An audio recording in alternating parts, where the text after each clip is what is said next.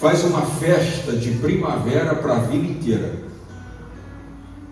Sim ou não? E diz: alegrai-vos comigo. Depois Jesus diz que uma mulher tem quantas dracmas? 10. Quantas ela perde? Uma. E muita gente pensa que essa dracma é joia, é rubi, é ouro. Não.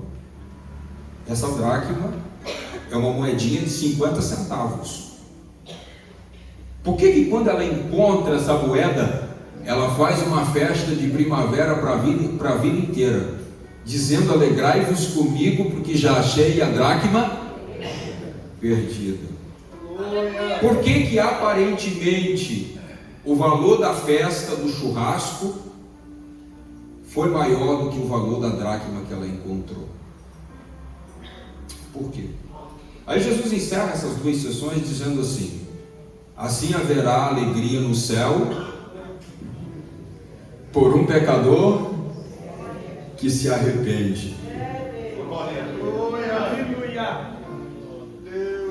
Interessante, né? Ovelha perdida, dracma perdida. O pastor vai atrás, a mulher vai atrás, porque o Senhor gosta de gente perdida. Lucas 19:10. O Filho do Homem veio buscar, salvar o que se havia perdido.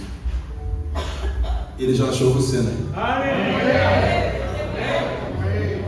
Amanhã eu falo mais um pouquinho desse livro. Mas o que trata, pastor Kleber? Do inexplicável amor de Deus. Esse livro tem abençoado muitos irmãos e irmãs obreiros, mas tem dois públicos que ele tem impactado, que é jovens e adolescentes. Tem lido esse material e tem sido abençoado pelo Senhor. Inclusive já testemunho de pessoas que voltaram para a igreja após a leitura desse livro. Faça isso, faça esse investimento em você. Você vai fazer uma boa leitura, o custo é R$20, e também você vai me abençoar, vai me ajudar dizendo: Kleber, continue escrevendo, que é muito importante. Vou estar lá no final, os irmãos têm a liberdade de adquirir. Vamos à palavra de Deus, livro do patriarca Jó, capítulo 1.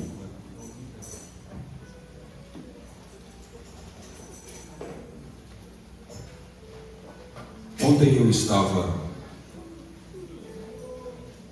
orando ao Senhor. Eu ainda não tinha o tema e pedi ao Senhor uma palavra para hoje, e me veio ao coração esse capítulo de Jó. Mas amanhã eu vou pregar o tema, tá, senhoras? Enquanto eu estava ali, o Senhor já me deu uma mensagem dentro do tema amanhã. Glória a Deus. Não que hoje vai ficar fora do tema, vocês vão ver que no final aí vai ficar primavera, tá? Mas a ideia inicial hoje é o livro de Jó, capítulo 1. Eu quero falar sobre por que o justo sofre. Glória a Deus. Havia um homem na terra de Uz, cujo nome era, e este homem era sincero, reto, temente a Deus e desviava-se do mal. Versículo 8. E disse o Senhor a Satanás: observastes tu a meu servo Jó? Porque ninguém há semelhante a ele, homem sincero, reto e temente a Deus e desviando-se do mal. Então respondeu Satanás ao Senhor e disse: porventura teme Jó a Deus de balde? Porventura não o cercaste tu de bens a ele, a sua casa e a tudo quanto tem? A obra de suas mãos abençoaste, e o seu gado está aumentando na terra. Mas estende a tua mão e toca-lhe em tudo quanto tem, e verás se não blasfema de ti na tua face. E disse o Senhor a Satanás: eis que tudo quanto tens está na tua mão, somente contra ele não estendas a tua mão. E Satanás saiu da presença do Senhor. Vamos a Jó 42, por favor.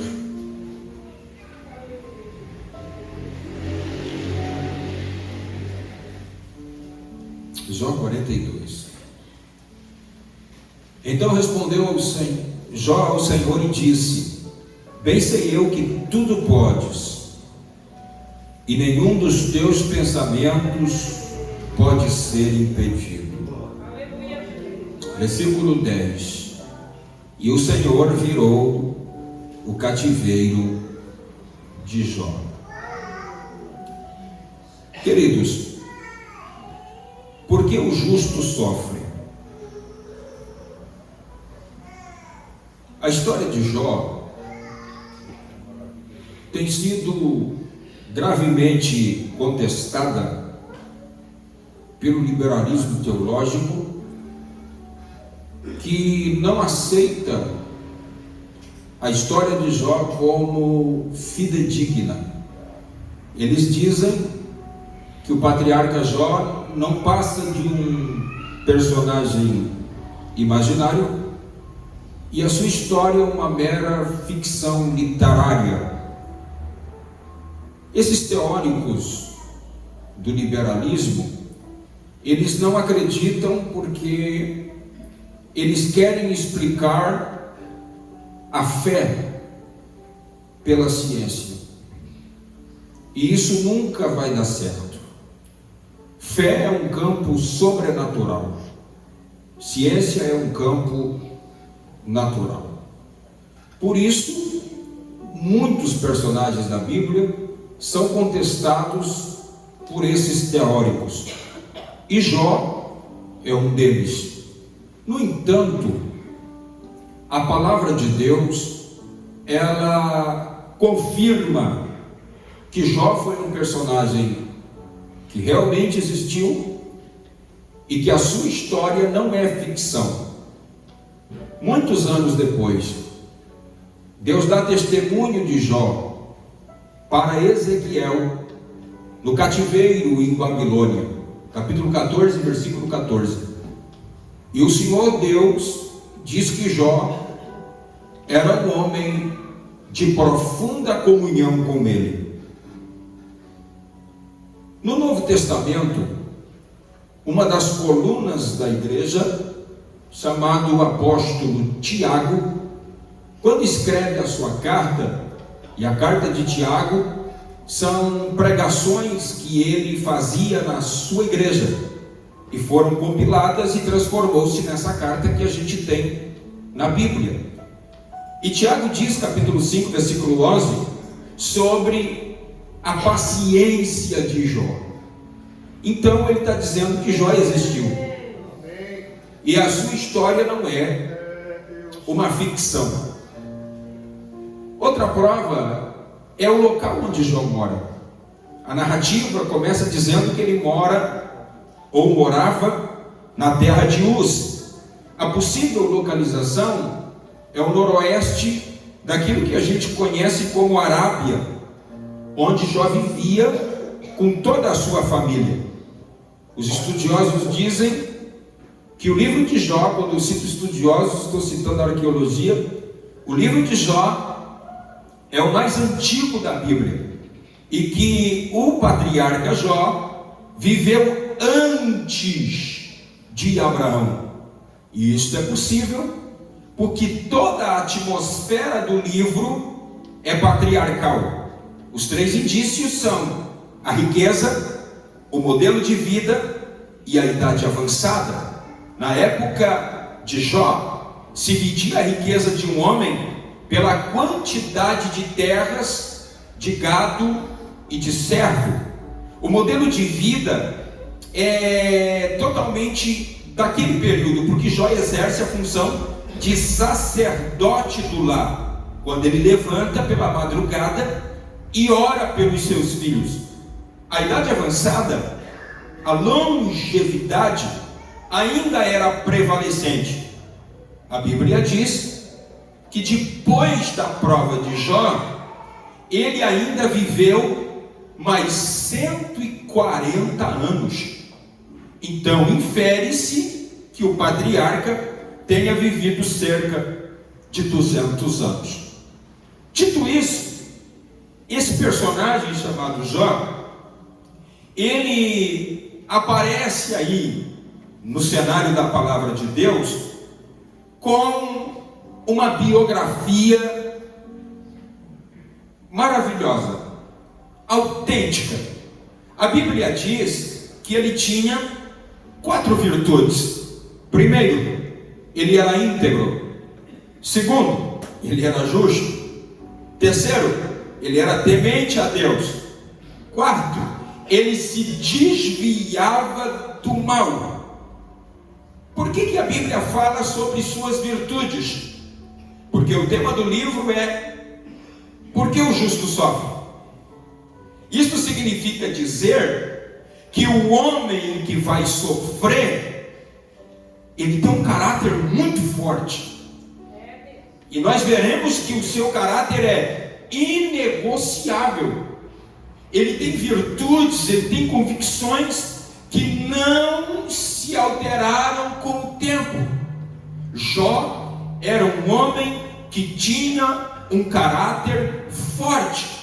Ele era íntegro, ele procurava viver de acordo com a palavra de Deus. Ele era justo, ele praticava a justiça, ele era temente a Deus. Ele respeitava a Deus de tal forma que os homens da época de Jó, que tinham o dinheiro que ele tinha, a riqueza que ele tinha, eles tinham um harém de mulheres. Jó só tem uma esposa. Isso mostra o quanto ele temia a Deus, o quanto ele amava a Deus.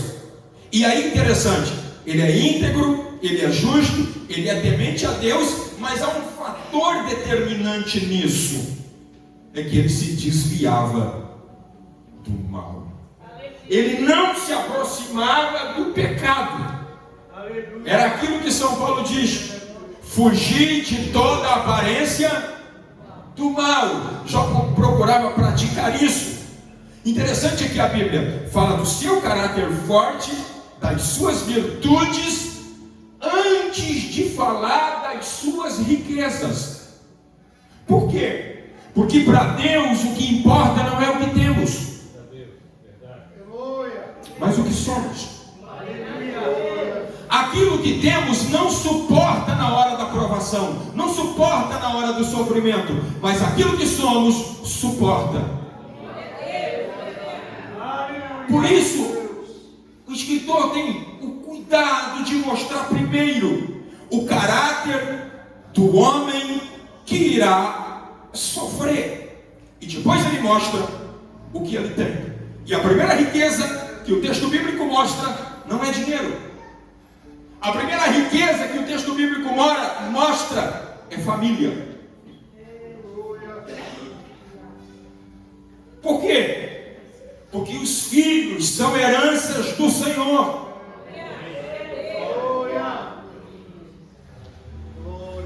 E Jó tem 10 filhos. Jó tem uma família abençoada.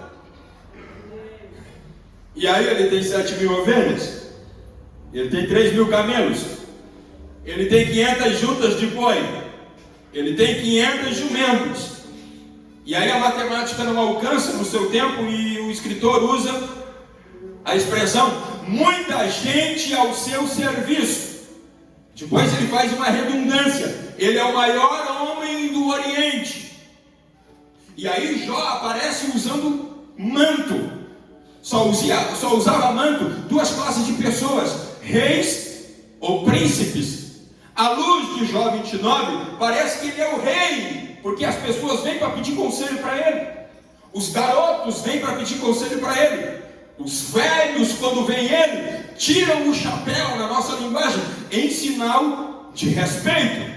Então Jó, ele é um indivíduo influente na sua sociedade. Agora preste atenção nisso. Toda essa riqueza não afastou o seu coração de Deus.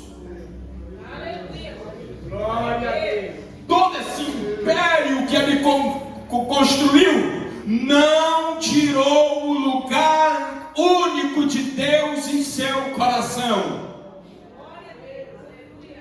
E parece que é isso que deixa Satanás irritado. Por quê? Porque até o versículo 5, a narrativa é na terra de Uz.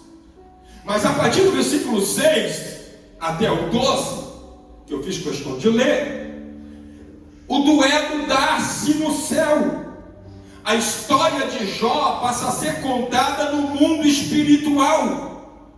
Em algum lugar do cosmos, Deus se reunia com os anjos e Satanás vai entre eles. E o Senhor pergunta: olhaste não, meu servo Jó? Ninguém há na terra como ele. Nunca esqueça dessa frase. Ninguém há na terra como ele. Ele é mais crente do que todo mundo. Você não disse amém agora?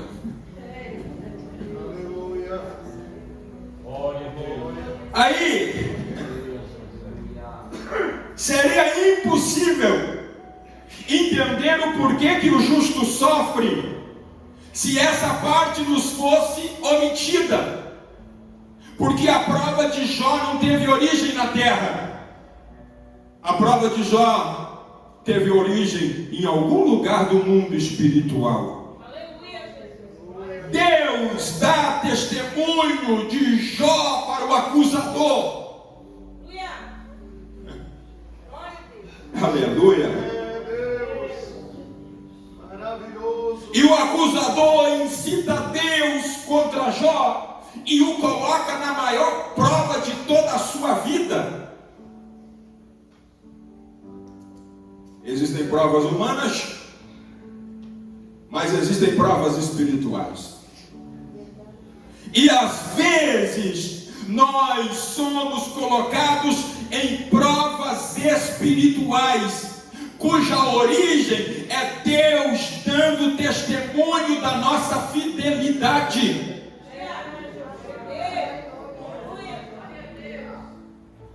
Por que isso, pastor Kleber? Porque Deus, Ele acredita em homens e mulheres fiéis. Deus acredita em homens e mulheres cujo caráter é firme, cujo caráter é inegociável, cujas convicções estão centradas nele. Deus diz: Ele é meu servo e ninguém há como Ele.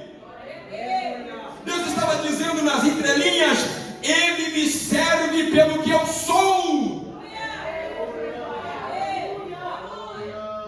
Mas Satanás é acusador, observador, e ele sempre vai colocar um pitáfio na vida de crente. O dia que o diabo falar bem de mim, de você, nós temos feio. Ninguém disse amém agora. O diabo está falando mal de bastante gente crente aí, eles estão felizes. Estão felizes. O dia que o diabo falar bem de nós, precisamos se converter de novo, orar de novo, jejuar de novo, pregar a verdade de novo. E aí ele coloca um pitáfio dizendo assim: olha, será que ele não tem razões para te temer? Como ele é acusador, como ele é observador, ele observa uma coisa que poucos de nós às vezes não enxergamos no texto. E eu fiz questão de ler. Satanás diz assim, versículo 10: tu construiu uma cerca ao redor dele. Cerca fala de limite, cerca fala de produção. Quantas vezes Satanás foi lá na beira daquela cerca e dizia assim: ah, se eu pudesse entrar. Mas por que ele não entrava, pastor Kleber? Porque foi Deus que construiu aquela cerca. E Satanás soube certinho aonde é que estava a cerca. Tu fizeste uma cerca em volta dele, em volta da sua família e em volta dos seus bens. Nas entrelinhas ele está dizendo: eu queria tanto ter oportunidade de entrar lá. E aí eu ia mostrar para ti que ele te serve pelo que tu dá e não pelo que tu és.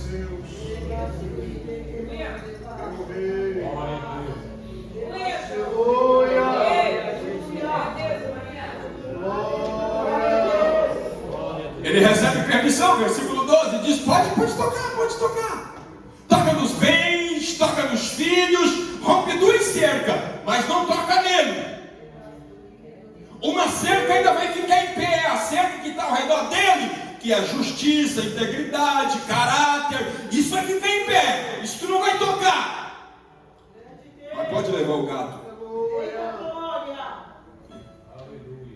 Pode levar os filhos também. Por que Deus dá permissão? Eu gosto de uma frase de um teólogo que diz que o diabo diante de Deus é como um cão na coleira. Só vai até onde a corrente alcança.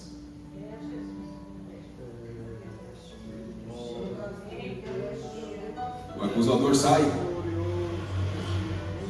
e lança, acerta 4 golpes que encheram de angústia o mundo de Jó. Os sabeus roubaram as jumentas, o fogo queimou as 7.000 ovelhas, os caldeus roubaram 3.000 camelos, um vento forte bateu nos 4 cantos da casa, aonde os filhos de Jó estavam, e todos eles morreram.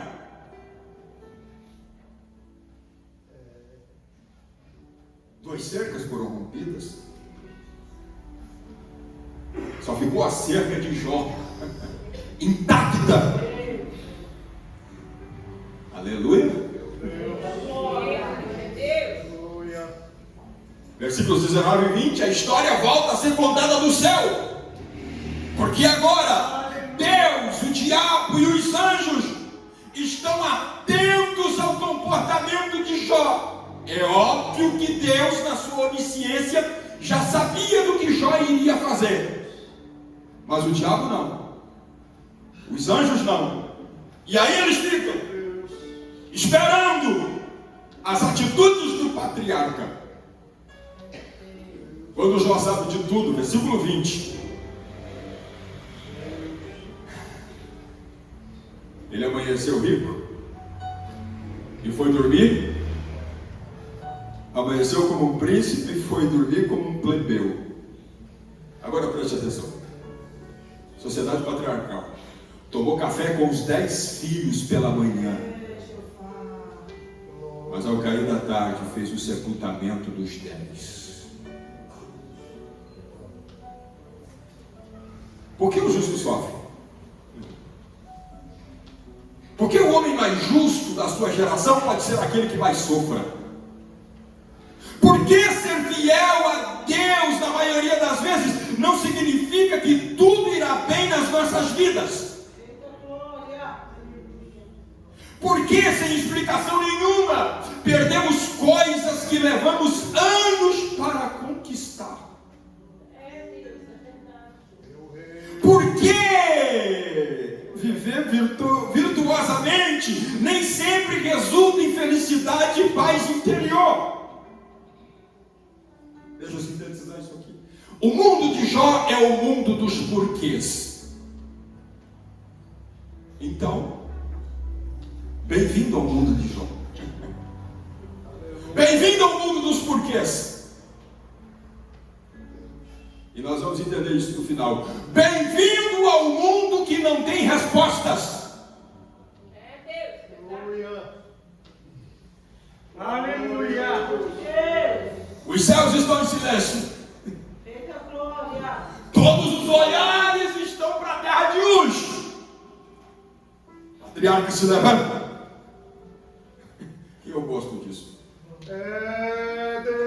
Porque tem gente que leva uma porrada da vida e nunca mais se levantou. Jó se levantou na mesma hora.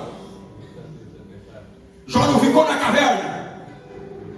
Jó não fez como um avestruz, colocou a cabeça debaixo da areia esperando a tempestade passar. A tempestade não passa. Não, Jó se levantou, enfrentou a realidade.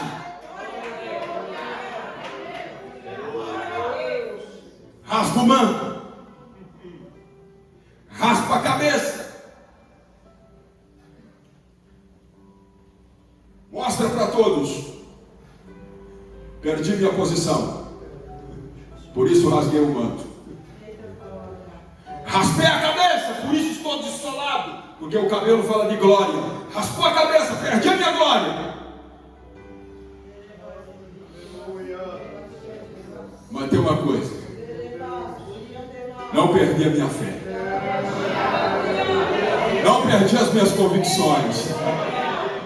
O meu caráter continua intacto. E o que ele faz? A King James, a versão King James, diz que ele coloca o rosto no chão e começa a adorar. Aleluia. Satanás disse: ele te adora, ele te serve pelo que tu dá. O Senhor permitiu ele tirar tudo. Está lá o patriarca com o rosto no chão, adorando a Deus pelo que ele é: o Criador, o onipotente, o onipresente, o Senhor, o santo, o bom, o grande, o inigualável. Lá está ele.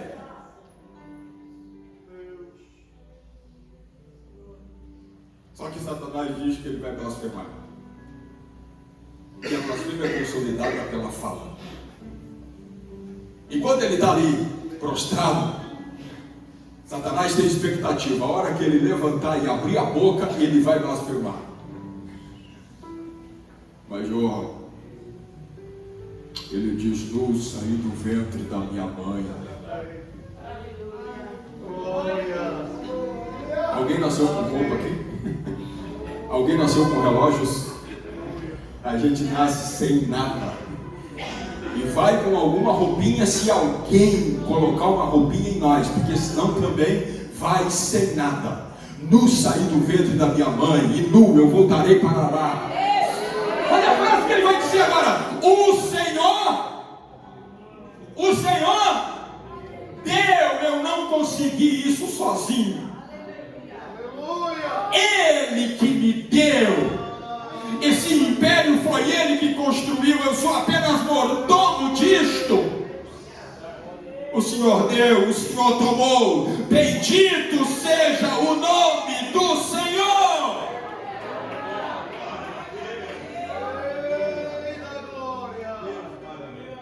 Satanás foi envergonhado.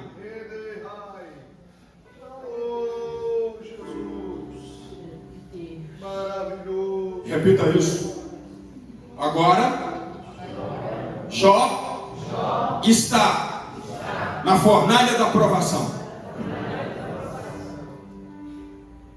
E está sofrendo sem saber o porquê está sofrendo.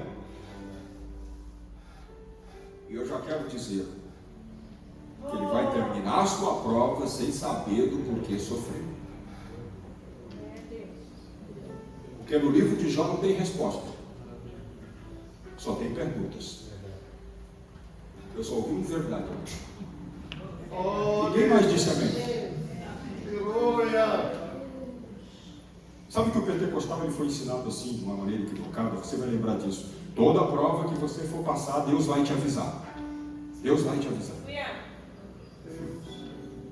Deus não mandou um anjo na casa de Jó.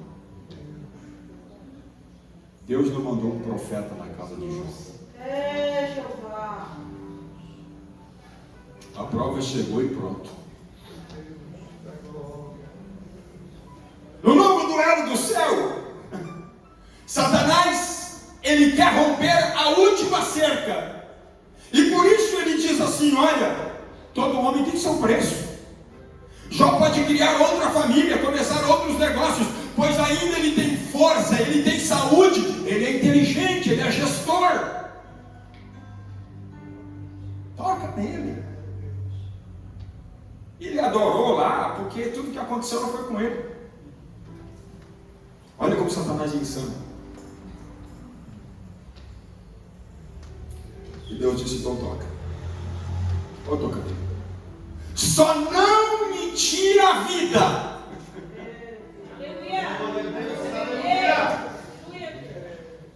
2:7, o acusador saiu da presença do Senhor. Isso aqui fica falando comigo às vezes. E passou a afligir a Jó. Satanás passou a afligir a Jó, com feridas terríveis que iam dos pés até o alto da cabeça. Nós não sabemos que doença era essa.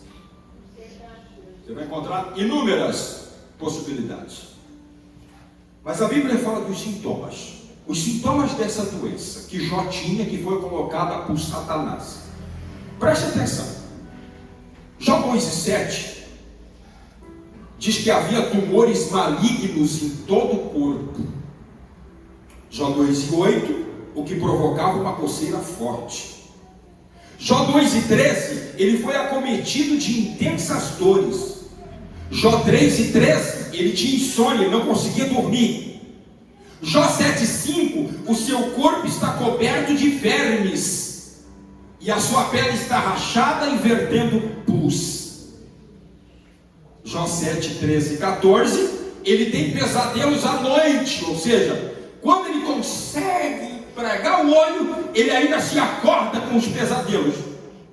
Jó 19:17, ele tinha um mau hálito, que as pessoas tinham nojo dele. Jó 17:7, 19:20, diz que Jó está magro, ele perdeu muito peso. Jó 21:6, Jó 30:30, ele tem calafrios e intensas febres. Jó 30:27, ele tem diarreias constantes. Jó 30:30, a sua pele tinha enegrecido. Jó 16:16, ele tinha olheiras profundas. Jó 19:20, apenas as suas gengivas não estavam inflamadas.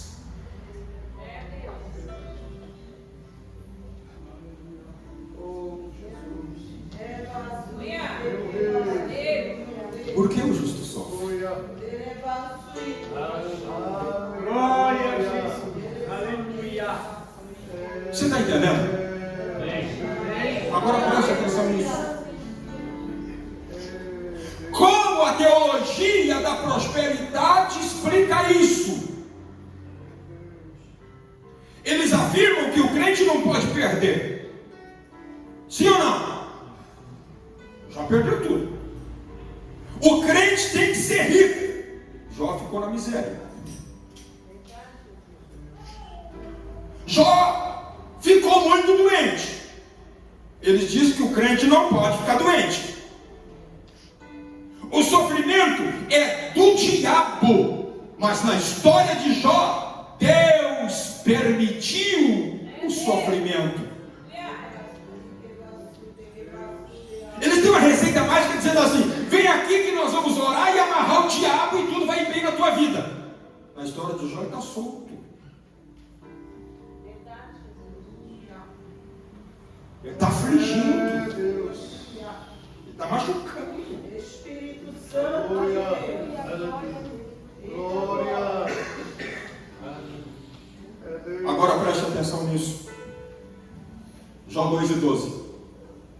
Os 3 amigos de Jó, os únicos que vieram lhe ver, Elifaz, Bildade e Zofar, quando chegaram, não o reconheceram.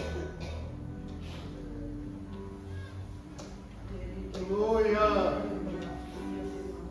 Meu Rei da glória. Espírito Santo. Estava difícil, né? Quais foram as consequências da prova de Jó? Tem pelo menos 6, eu só passo elas, para mim chegar no final.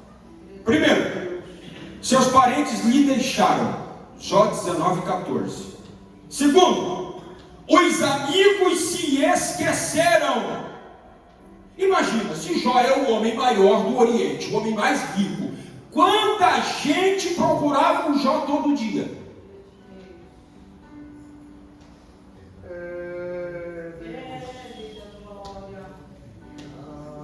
Mas só veio 3 de longe: Bildade, Elifaz e Zofar. Não era o de Uza, era o de longe.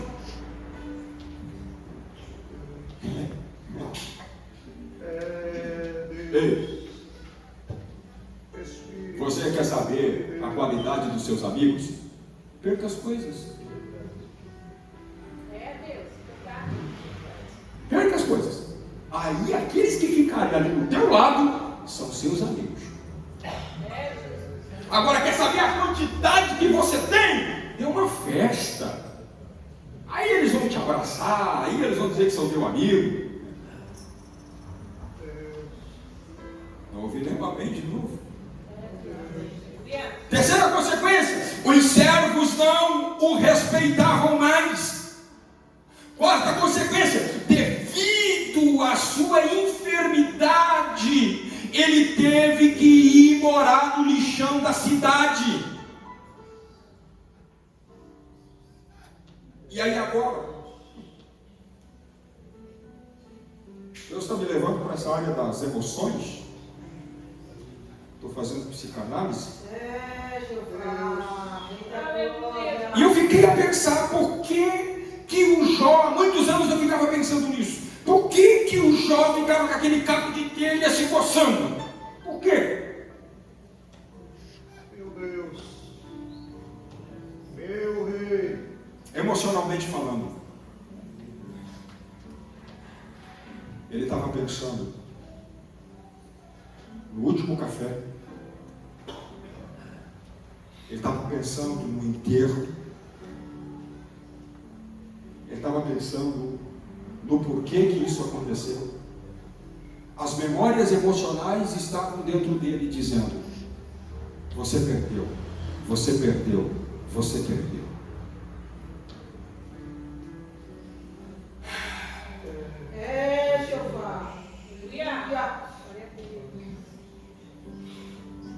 Consequência de número 5 é um pouco mais terrível.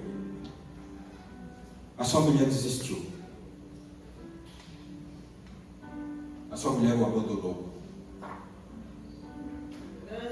Ela chega para ele e diz: abandona esse teu Deus e morre.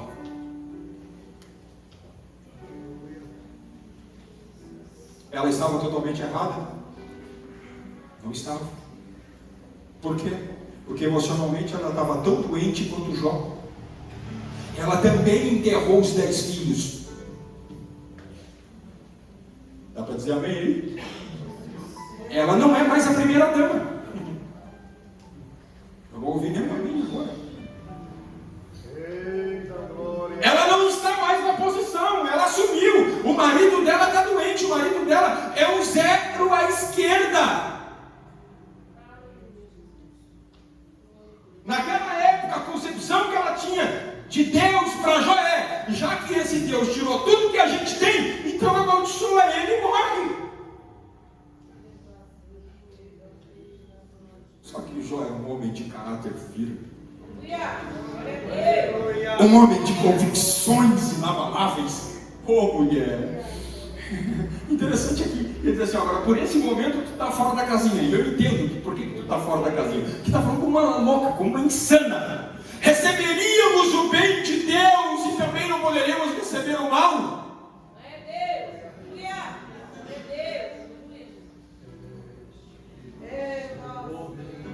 O sexto diagnóstico, a sexta consequência da aprovação de Jó foi o diagnóstico dos amigos. E aqui eu gostaria que você prestasse atenção. Quem ainda não leu o livro de Jó, faça isso, mas comece a ler nessa perspectiva que eu vou mostrar para você.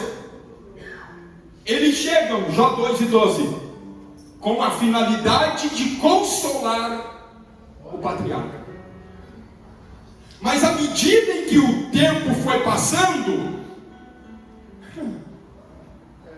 eles procuraram descobrir o que aconteceu. Por que tu perdeu tudo?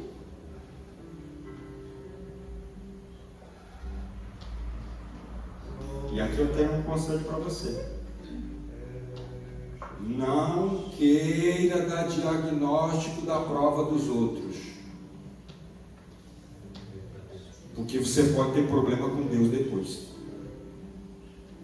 Pastor Kleber? Sim, você já vai ver. Ele faz Bildade, Zofar e posteriormente Eliú, no capítulo 32. Eles estão dizendo assim: Jó, você está sofrendo porque pecaste contra Deus. Jó, tu está doente porque tu pecou contra Deus. Capítulo 8, quando eu leio esse capítulo, eu digo: meu Deus, onde é que o Zofar, o Bildade e o Elifaz estavam com a cabeça em dizer isso? Jó, os teus filhos morreram porque eles eram rebeldes. Jó, tu perdeste a tua riqueza porque tu estás em falta com Deus. Esses três, Elifaz, Bildade e Zofar, eles representam a teologia da prosperidade que eu lhes falei, que o fiel não sofre, que o fiel não é pobre, que o fiel não fica doente. Essa teologia é muito fraca. Essa teologia é uma equação, é uma matemática. Faça tudo certo e todas as coisas vão dar certo. Mas no reino não. Às vezes você faz tudo certo e as coisas dão tudo errado. Aleluia. Aleluia. Por que, pastor Kleber? Porque às vezes no mundo espiritual Satanás recebeu permissão para te afligir.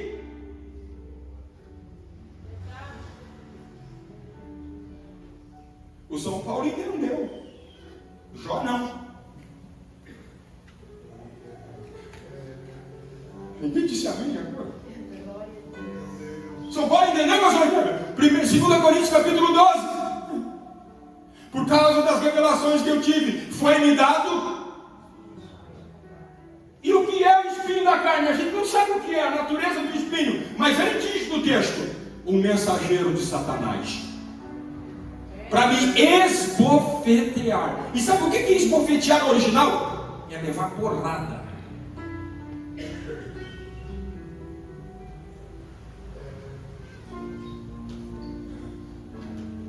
E Paulo disse: afasta isso de mim, por favor. Me liberta disso, me dá essa vitória. Eu disse: não, vai ficar ganhando porrada aí. Glória. Essa eu vou continuar, vai. Porque a minha graça te basta. Vai levar porrada, mas não vai cair. Vai levar porrada, mas vai continuar me amando. Vai levar porrada, mas vai continuar me adorando. Por quê? Porque eu cuido de você e pronto.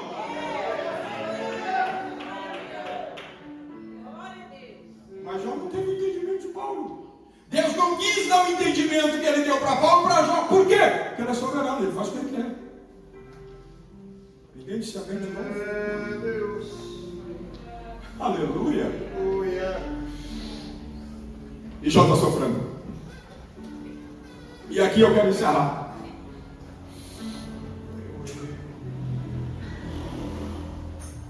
Nós temos o capítulo 1, o capítulo 2, e a gente pula para o 42. Sim ou não?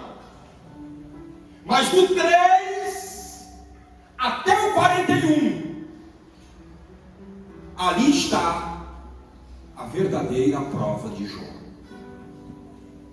Porque ali ele começou a conviver com o sofrimento, conviver com a dor e conviver com o diagnóstico dos amigos. Glória a Deus, aleluia. O que Jó diz? O Senhor deu, o Senhor, bendito seja o nome. Glória a Deus, aleluia. Ele confia, ele acredita, ele não perde a fé. Quanto tempo já sofreu, pastor Kleber? Não sabemos. Há especulações, mas não sabemos a data exata de quanto tempo ele sofreu. Uma coisa a sua biografia mostra: que Jó Ele quis saber o porquê que estava sofrendo. Isso ele quis saber. Vamos à Bíblia? Eu quero encerrar lendo com vocês. Jó 13, por favor. Oh, glória a Deus. Aleluia.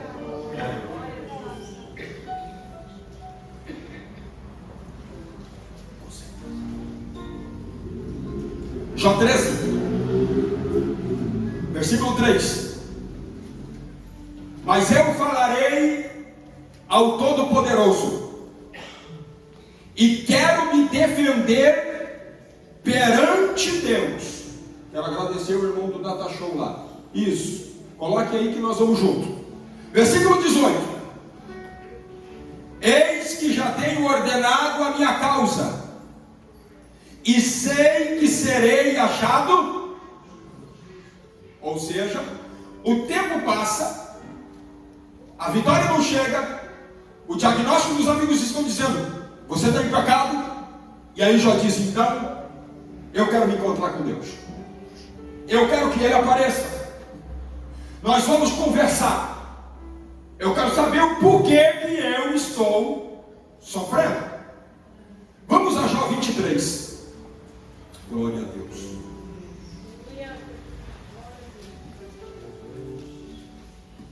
Versículo 3.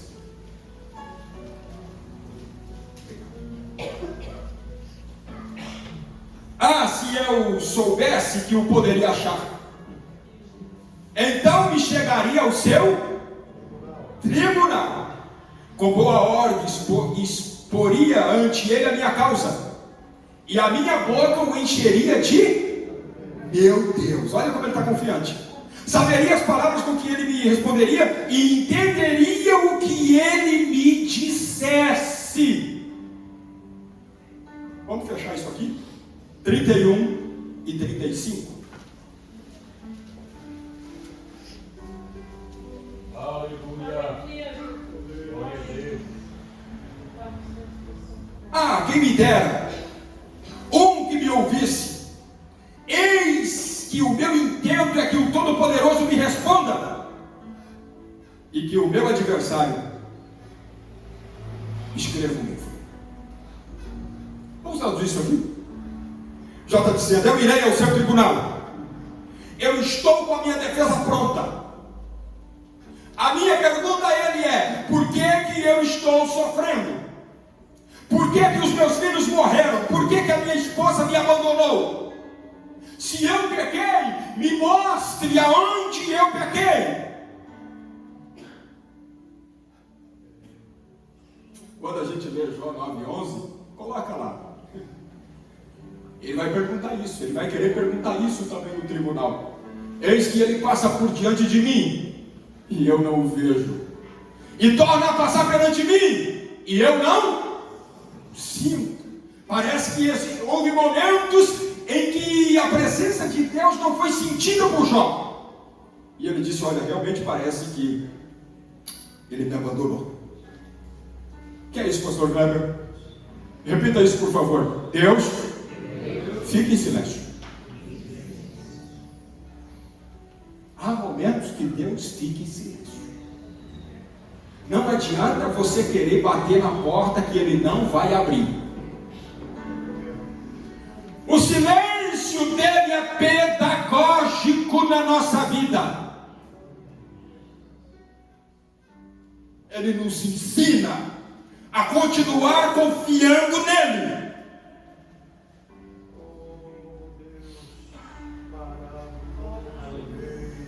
Agora eu tenho uma notícia para você. Deus ouviu a Jó. Ouviu, pastor Kleber? Ouviu. Capítulo 38. Oh, glória. Depois disso, respondeu Deus a Jó: de onde? De um redemoinho, de um tufão. Quem é este que obscurece o conselho com palavras sem conhecimento? Agora, se cinge os teus lombos, Jó, como homem, e perguntar-te-ei, e tu me responde. Aleluia, Jesus. Glória a Deus. Olha para cá. Jó, o dia que tu disse que queria uma audiência no meu tribunal, eu marquei. O dia que tu disse que queria conversar comigo face a face, que a tua boca estava cheia de argumentos, eu marquei. Aonde foi a audiência, pastor Kleber? No meio de um redemoinho. Aleluia. No meio de um tufão. Só que tem uma coisa, Jó. Tu não vai me perguntar nada. É eu que vou perguntar para você. Glória a Deus. Aleluia. Glória a Deus. Ei, eu vou sintetizar para a gente orar. No capítulo 38, Deus faz 31 perguntas para Jó. Ele não respondeu nenhuma. No capítulo 39, Deus faz mais 14 perguntas para Jó. Ele não respondeu nenhuma. No capítulo 40 até o 41, Deus faz mais 18 perguntas para Jó. Ele não respondeu nenhuma. Ao todo, Deus fez 63 perguntas para Jó. Quantas ele respondeu? Deus. Capítulo 40, ao interlúdio ali, em que Deus está perguntando para ele, ele diz: para Deus, para, porque eu sou pecador. Eu falei de coisas que não entendia. Mas lá no 23 ele disse que a sua boca estava cheia de argumentos. Quais eram os argumentos de Jó? Nada. Ei, Deus não precisa responder nada do porquê tu está sofrendo, do porquê que eu estou sofrendo. Deus não precisa dizer o porquê fez, o porquê permitiu, o porquê fechou a porta ou o porquê abriu a porta. Não compete a Deus responder nada que Ele não queira fazer por nós. Por quê? Porque Ele é Deus, Ele é soberano.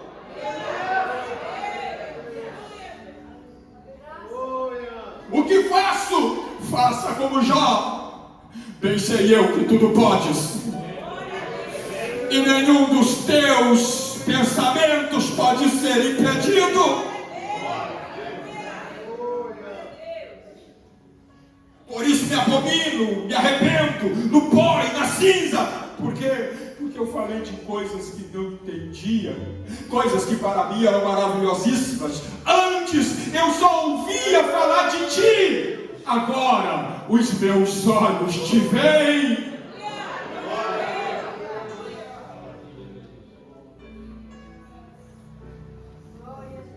Glória a Deus. Glória. Eu faço a pergunta e você responde. Jó precisava sofrer?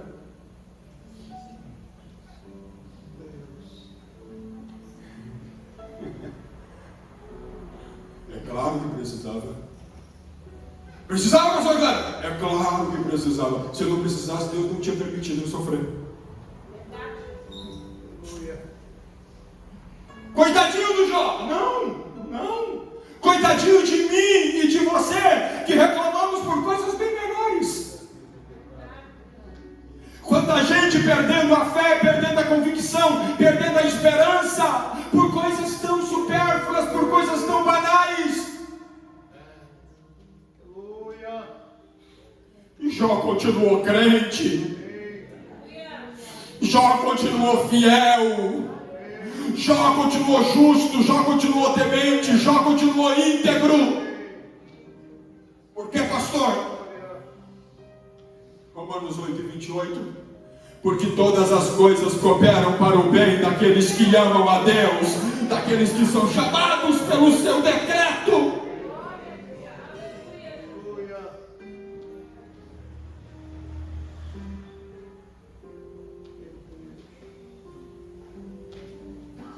história vai terminar. Jó 42:7. Deus fala como Ele faz. Sofá e Bildade. E diz assim: o que vocês falaram de mim para o meu servo Jó, está errado. Eu não sou esse Deus aí da moeda de troca. Faça tudo certo que vai dar certo. Eu não sou esse Deus que só abençoa o rico, só abençoa o sadio. Não! Eu sou o Deus de todos. Então eu estou irado com vocês. Eu estou bravo com você, Bildade. Ele faz, eu falo, estou bravo. E só tem uma saída para vocês. Vocês precisam ir lá conversar com o meu servo Jó. Vocês precisam pedir oração para ele. É o que está na Bíblia, sim ou não? Vai lá que ele vai orar por vocês. Ei, lembra que eu falei que a gente não pode dar diagnóstico da prova dos outros? Não dê, fica quietinho. Você não sabe o que a pessoa está passando, o que a família está passando. Amém? Ore por ele, ajude ela. A cruz dele está pesada, ajuda ele a carregar. E lá vai, ele faz, Bildade de sofá, indo até o Jó e dizendo assim: Jó, a gente veio aqui para você orar por nós, porque Deus está irado. E a única maneira de Deus ficar calmo conosco é você orando. Oh glória! E aí Jó começa a orar. E o versículo 10 diz que quando Jó estava orando pelos seus amigos, o Senhor foi virando o cativeiro dele. O mundo espiritual foi entrando em ação de novo. Só que o que a gente esquece é que enquanto ele está orando, o Senhor está curando o sangue dele, o Senhor está curando o organismo dele. Aleluia, não tem mais câncer ou lepra ou tumores do seu corpo. Por quê? Porque a bênção de Deus é completa. A bênção de Deus desce sobre o patriarca. Eita glória! Maravilhoso Jesus! E o que o texto diz? Deus! Que o Senhor deu tudo em... Mas não teve resposta. Ninguém disse amém? Por que sofreu? Sofremos. Interessa saber agora por que sofreu? Não, teve restauração. Uma coisa de servir a Deus, de andar com Deus, de viver com Deus é: se não tivermos resposta, teremos restauração. Se Deus não falar o porquê ou para quê, não importa. Ele continuará cuidando das nossas vidas, dos mínimos detalhes. Glória! Eita glória! É Deus! Eu sinto a presença de Deus. Oh, Espírito Santo de Deus! Eu sinto Deus falando, Deus de ontem comigo à tarde. Eu vou falar com corações que estão preocupados com respostas, estão preocupados em ouvir a minha voz, quando na verdade eu estou cuidando deles, eu estou alimentando, eu estou abençoando, eu estou sustentando, e a restauração completa vai vir, o tempo de Deus vai chegar.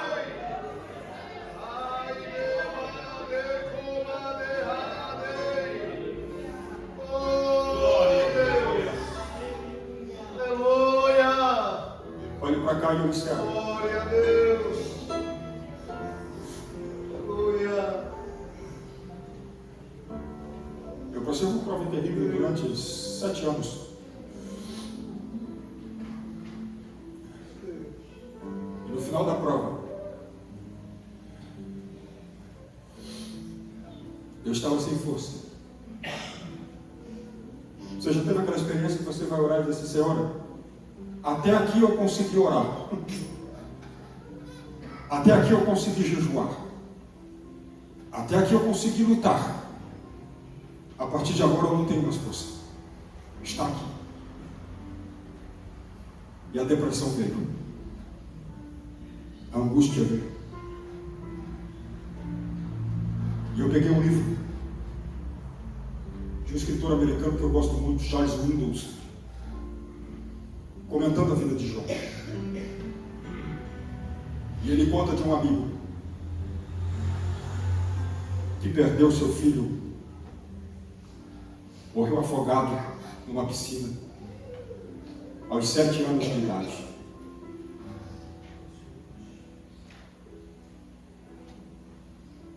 E ele gritou, ele chorou, ele extravasou, ele perguntou: Deus, onde é que tu está?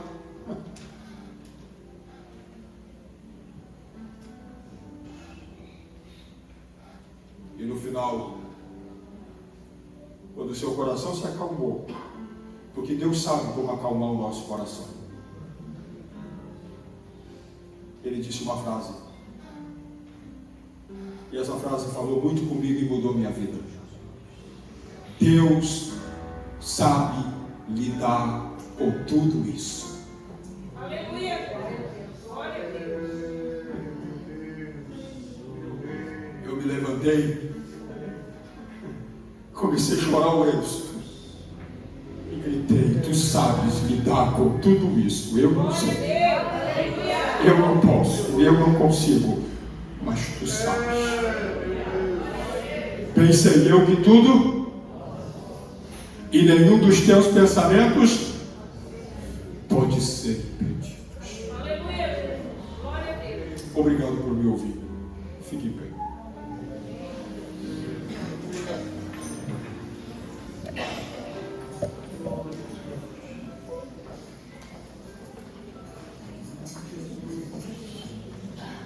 Aleluia.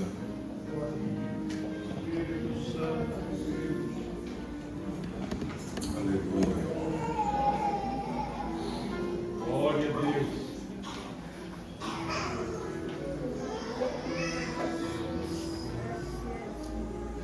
Vamos tentar cantar um hino.